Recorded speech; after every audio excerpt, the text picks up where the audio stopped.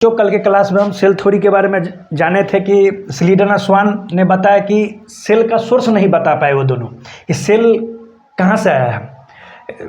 Cell तो हवा में नहीं आया, तो सेल का सोर्स नहीं बता पाए। उन दोनों ने बताया कि प्लांट है, एनिमल का जो बॉडी है वो सेल का बना हुआ है, लेकिन उसका सोर्स नहीं बता पाए। तो बरसों बाद एक साइंटिस्ट आए, रुडोल्फ विर्चोव, उन्होंने बताने का कोशिश किया। उन्होंने सबसे पहले बताया कि ओमनी सेलुला ई सेलुला।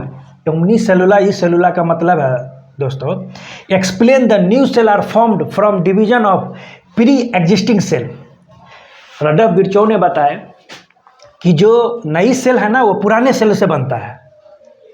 उन्होंने बताया जिस तरह मतलब प्री एग्जिस्टिंग ऑफ सेल, यहाँ देखिए ध्यान दीजिए, पुराना सेल है, यहाँ से सेल डिवीजन हुआ तो न्यू सेल का फॉर्म हुआ। देखिए न्यू सेल का बना, पुराने सेल से नया सेल बना, 1 से 2 बनता है, 2 से 4 बनता है, 4 से 8 बनता है, इस तरह बनते जाता है दोस्तों। जैसे आपको बताया किसी ऑर्गेनिज्म का बॉडी फॉर्मेशन हुआ, तो यहाँ सिंगल सेल है, सिंगल सेल को मान के चलिए जाइगोट है, इसमें 2 4 इस तरह बनता जाता है। उसके बाद एक कंप्लीट ऑर्गेनिज्म का फॉर्म होता है। यहाँ आप देखिए कंप्लीट ऑर्गेनिज्म का फॉर्म हो गया। और रुडोल्फ विर्चोव ने बताया कि जो पुराने सेल है, पुराने सेल से ही नया सेल का फॉर्मेशन होता है। तो अब यह एक क्वेश्चन आ गया, बच्चों दिमाग में डाउट आता है कि ये नया सेल है, ये नया सेल ये पुराने सेल से बना, ये पुराना सेल किससे बना?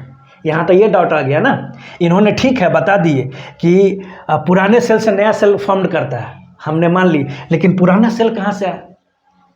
तो फिर आपको बता कि पुराना सेल जो है ना, पुराना सेल का नाम डी नोवो दिए। मतलब डी नोवो के मतलब कि अपने आप बनना। उस समय जब अर्थ का फॉर्मेशन हुआ तो उस समय सेल अपने आप बना।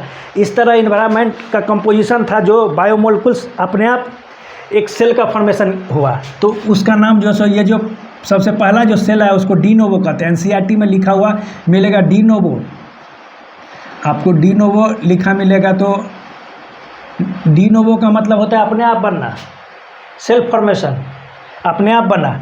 तो ये पुराना सेल डी नोवो। उसके बाद जो है ना, ये कोई भी जो सेल है वो पुराने सेल से ही बनता है, प्री एग्जिस्टिंग सेल से एक नया सेल फॉर्म करता है। तो स्लीडन स्वान जो चीज़ नहीं समझा पाए, रुडोल्फ विर्चोव समझाए। इन्होंने समझाया कि पुराने सेल से नया सेल का फॉर्मेशन होता है।